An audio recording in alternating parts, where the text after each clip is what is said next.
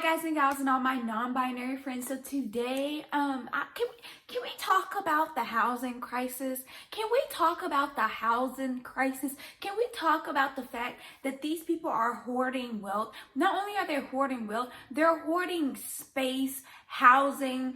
Like it's really fucking disgusting. And I'm on this subject because I was sitting here minding my black ass business, and I'm on Twitter and I see this video of this guy, and he basically, I'm gonna let the video explain it. Lee Lowry and her husband told me the house down the street was in foreclosure for more than a year. The owner walked away, then the mortgage company went out of business. Kenneth Robinson told us he's no squatter. He says he moved in on June 17th after months of research about a Texas law called adverse possession. This is not a normal process, but it's not a process that's not known. It's just not known to everybody. Robinson says this piece of paper gives him rights to the house. It's an online form he printed out and filed at the Denton County Courthouse for $16. It says the house was abandoned and he's claiming ownership. So yeah, he's basically like, living in the house after people, these bro, like this system literally create laws just to fuck people over. And as soon as the marginalized use those laws to benefit themselves, that's when they say, oh no, this is not working. And you see the Karen. What paperwork is it and how is it legally binding if he doesn't legally own the house? He just squats there. And the Johns in the back who ain't saying nothing but letting the Karen make a fool out of herself and prove them to all be racist. Lowry and her neighbors continue to look for legal ways to get him out. Or if he wants the house, buy the house like everyone else had to. Get the money and buy the house. You see it. No one's using the house. No one is occupying this space. The bank don't care about it. The fucking owner don't care about it because he didn't acquire so much motherfucking debt in the motherfucking house or whatever. So this man's like, oh, okay, there's a legal way I can do this. Like, I can legally do this where I'm buying this house for $16. I went through, looked at it and added some things here, for my own protection. The house is virtually empty, just a few pieces of furniture, no running water or electricity. But Robinson says just by setting up camp in the living room, Texas law gives him exclusive negotiating rights with the original owner. If the owner wants him out, he would have to pay off his massive mortgage debt, and the bank would have to file a complicated lawsuit. Robinson believes neither is likely. What's the problem? People want people to suffer. People want people to know their place. People want people to, this idea of upward mobility, this idea of meritocracy really has people believing that they've earned all the wealth that they've hoarded after years and years of their family being able to hoard wealth, their family being able to literally give each other. I saw this one thread about this woman who inherited a rent control apartment in New York that was $1,300 in New York. But redlining is not a thing. But gentrification is not a thing. This is really quite disgusting. This idea that people don't have housing and there are empty. And I'm not saying this man didn't have a house. I don't know if he didn't have it. I don't know if he was homeless before this. But I'm saying this idea that people are literally homeless or without simply because people think, oh well, you clearly couldn't make it, so you deserve to not have housing. Like what the fuck? And for these people to be out here like Miss Karen, Miss Ma'am is out here earning the money. This story is from 2012, and I wanted to find out what happened. And 8 months after this man, filed his thing and was living in his house, he got kicked out by the bank, basically. And I feel like it's because of this story that was probably ran, and it brought more attention than needed to be happening, because they said he had to wait 3 years. He had to be living in the house for 3 years. So if he stays in the house, after 3 years, he can ask the court for the title. And he could finally file to own the house for the title or whatever. And it's just like, why does it matter? Why does it matter? If no one's using the space, why does it matter? It's really sickening. Y'all really need people to suffer. Because what if this was a man who was homeless? I'm just saying, what if this man was a man who was homeless and knew the law and was like, you know what? I'm gonna try to get me $16 together and I'm gonna get me this house. You guys are gonna kick him out for what? Because he didn't have daddy and mommy's money, or he didn't work his way up and start a business after a bank gave him a loan, a bank that was more likely to give them a loan than anyone else, walking into that damn bank that didn't have the right skin color or the right motherfucking genitals. It's really gross. It's really gross. It's really fucking gross. It's really gross. It's really disgusting.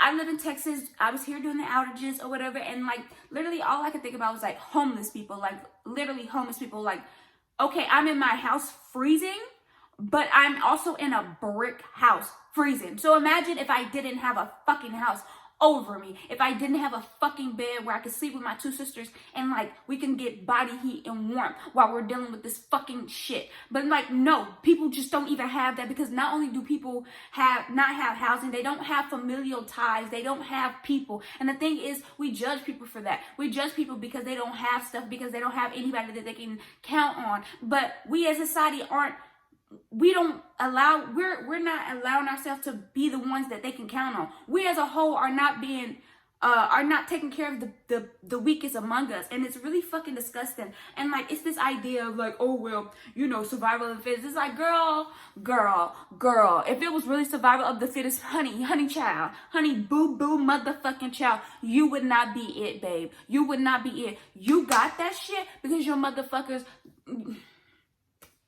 It's really gross. It's really gross. The San Francisco situation, and how like it's all really freaking disgusting, bro. It's all disgusting. It's so disgusting. I am so blessed. I am so freaking blessed, and I always say this, and I'm so blessed. Like I can't. It's as simple as like having a roof over my head and parents who love me enough not to kick me out just because I don't live my life in the way that they would have wanted me to live my life. I am so freaking blessed, bro. And it's really disgusting that just because somebody isn't as blessed or as privileged as me, that means that they can't have a fucking roof over their head. That means that they deserve to suffer, and then like, y'all judge people for being out on the street asking you for money. Oh, they're probably gonna use it for drugs. Okay, do I not deserve to be happy for one goddamn minute if I am using it for drugs? Okay, and what about it? Like, ma'am, I don't have. You think your $16 is really gonna get me far? It's not. It can't. It can only do so much. So I might as well have fun while I got it. Like, what are y'all talking about? This idea of okay, you can save your way out of poverty. It's not realistic, honey. It's not realistic. Where do y'all live? Because I live in America where everything is about credit, right? And if you don't have money, you get credit, and then you spend that money on credit, and then you end up more in the hole than what you was to begin with, because people are encouraging you to incur more credit, more debt than they are to actually trying to get you like have a stable job that's paying you enough regardless of what you do for that job. It's really, really, really disgusting. It really just it really fucking just fucks me. Oh, like and like specifically when it comes to housing, how discriminatory the housing market is. Like, there was this video going around recently where there was this black couple talking about. Had a conversation with one of our white friends, and she is like, no problem, I'll be Tanisha. I'll bring over some pictures of my family. She made our home look like it belonged to her. And it worked. So it appraised for 1.482. Yeah. Which was 50% more than what it appraised for by a couple weeks prior. Almost 1.5, $500,000 more. How they got their house price or whatever, and it was like, I think $500,000, and then they got some white person to go inside their house and took it out and like got it reappraised, and all of a sudden it was worth like almost $1 million. I think almost $1.5 million or something like that. And it's just like, these are black people, and you're just like, oh, systemic racism doesn't exist, right? And so if you work hard enough and you do end up by having owning a house, and you try to get that property going, literally because of the color of your skin, it's seen as worthless. And y'all don't understand how anti-blackness works, and y'all don't think that racism was real. How does that work? Mind you, before this video was going around, I had already seen something similar about an interracial couple and how this black woman, she was, and all her black family and the back stuff she got inside the house, that was inside the house. And she was there, but the husband wasn't, and they got appraised, and it was for like a certain amount. And then when they took all the black stuff, and the husband was there, and she wasn't, all of a sudden it's worth way more money because he's white. And it's like, this is what's happening. So even if you get past the hurdle of not having any money, because more than likely your family is now sitting on generations and generations of wealth, because you know you couldn't get a fucking house, and your house, the place where you were living was not, like, because you were black, you weren't going to get loans in the first place. I can't remember what I was about to say. So even if you get past that fucking hurdle of your family not being able to collect generational wealth, and somehow, some way, you find a way to accumulate enough something to get you a nice little house, and then after you get that house, you still continue to build and build and build, and all of a sudden, not only do you have this house, but you want to sell this house and maybe flip it for more and stuff like this because you see the market is good. But boom, another hurdle, because people are fucking racist. And if you don't have a white person on hand, or if you don't get rid of all the black shit, all of a sudden your shit is less valuable. Your shit is less valuable. But y'all don't understand how anti-blackness works, and how literally they are saying if something is inherently black, that it has less value. And then y'all are the same people who are sitting out here saying, well, I hope your baby hair is not that nappy. And you don't see how that's anti-black, because who has nappy hair? Black people. And for some reason that hair is seen as less valuable. That's seen as not something you would want. Just like, it's the same shit. You know, it's what I'm saying. It's all racist, capitalist, all the words, all the isms, all of it. It's really gross. It's really gross. This classist ass system of like, oh, I don't care what circumstances you were born in. If you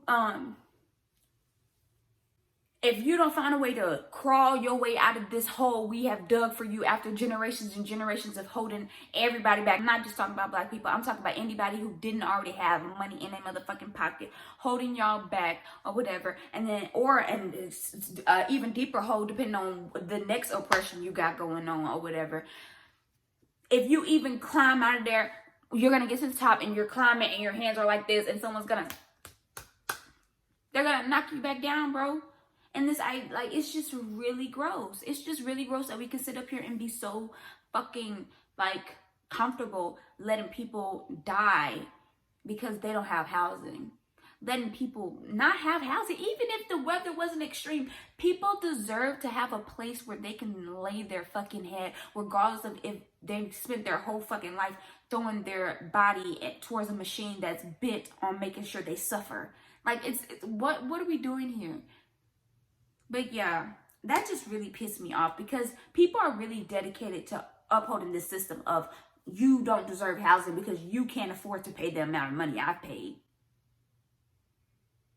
What the fuck? Girl, y'all need to get a motherfucking grip. That shit is not fucking real.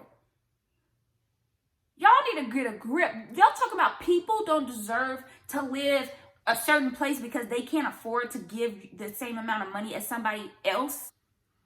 Really think about how ridiculous and silly that sounds. Really, I really want you to think about how ridiculous and silly that sounds. You don't deserve to have a place, a warm place to lay your head at night, because you don't have the same amount of money, and you cannot give the same amount of money as everybody else. But we make sure to not have a lot of jobs where you can make a good amount of money, because why? I don't know. They can't explain it to me. I have yet to hear anybody explain it to me personally. So when they explain it to me, maybe I'll get a chance to explain it to you. But I have yet to understand why people can't have livable wages, but also people are then seen as failures because there's not a lot of jobs that have livable wages. And the jobs that do have livable wages are being gatekept by people who literally are just looking for people that look and sound and think just like them. And if you don't think and look and sound just like them, then you're fuck out of luck. And it's a lot of people who don't look and sound just like the people who are gatekeeping these industries that are making so much money. And yet you're like, if everybody has money, then if everybody has money, then everybody can eat and sleep in a warm, nice, cozy house and a bed. If everybody has money, that's what can happen. Y'all being scared about some fucking money inflating and shit like that. Like, what are we talking about? Y'all better motherfucking make them numbers crunch. Make the numbers crunch. Y'all swear y'all can't do it, but I bet you could. If you wanted to, I bet you could. Because you find all the money for everything else. You find the money to get the police the riot gear. You find the money to get the motherfucking militaries, all this advanced drones where you can bomb a new city every other 2 days or whatever. Like, so I'm sure you can make them numbers crunch, but your priorities is not making sure everyone can sleep in a nice, cozy, warm bed and have their belly be full and not have to choose between food and housing. No, you don't want it that way, because then you can't feel superior and tell someone, make that money and then you can live where I live. Big stupid ass. Fuck out of here. It's really quite fucking disgusting. But yeah, that's what I wanted to talk about, because it's the housing in America. Like I said, I can't emphasize how blessed I am. Like, universe, thank you. I really do appreciate, where I am in my life. I really do. Thank God, thank Jesus, everybody that was in charge of doing where I am right now, because I really do appreciate it, because I understand that I'm blessed. I understand that I'm freaking blessed, and I have a really good network. And I think there's a tendency for me to be like, like, we all just fall short. And I definitely just try to keep perspective of like how blessed I am, because I really am blessed. And especially considering where I live, like America, it's being an American itself is already like a privilege when it comes to like certain like international things and stuff like that. But yeah, it's just, wow. The fact that I'm able to live the life that I live in America is shocking, because, whoo, child, they be trying to kill my people. Low income people, black people, women, young people. Hell, I'm an OnlyFans woman, so sex workers, they be trying to kill people like me. You know what I'm saying? People who look like me and the people I love, they be trying to kill us and keep us down. So I really do appreciate my life, for sure. But it's really disgusting to see people upholding the standard of like, you can't live here because you don't got enough money. You look so silly. You look so silly and heartless, and you look like you're unnecessarily mad, and that you need some business. Like, you really just need some business that's not involving black people and what they're doing, like, for real. Or just not involving any, like, that house ain't got nothing to do with you. If you were so worried about that house, why you didn't buy it, sis? I don't get it. But okay. Thank you so much for watching.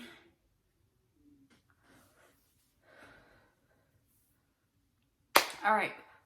Thank you so much for watching. If you made it to the end of the video, thank you so much, because most people don't. Please take care of yourselves. But I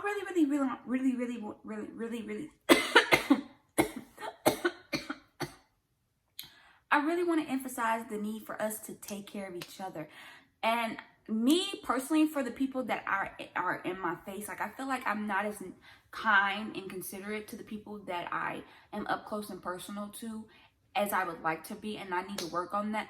But us as a people as a whole, like, this idea that we don't have to care about each other's feelings, we don't have to care about how the next person is doing, how the person who you saw at a major highway, how they don't have housing, that we don't have to care, because that's failing up on their own. And so that's really none of my business. You should have kept your shit together. And it's like, we've all been at really terrible moments, and maybe your terrible moment wasn't as bad as someone else's, you think, or you like to make it seem that way. But It doesn't mean that you have to judge and belittle. I don't understand why people use their trauma to invalidate other people's trauma. It's just like, why don't we all just acknowledge the trauma that we're going through and then see how we can fix those things by noticing the patterns in all of our different types of trauma? Because I'm guaranteeing you it's one big fucking circle, ring, loop thingy or whatever.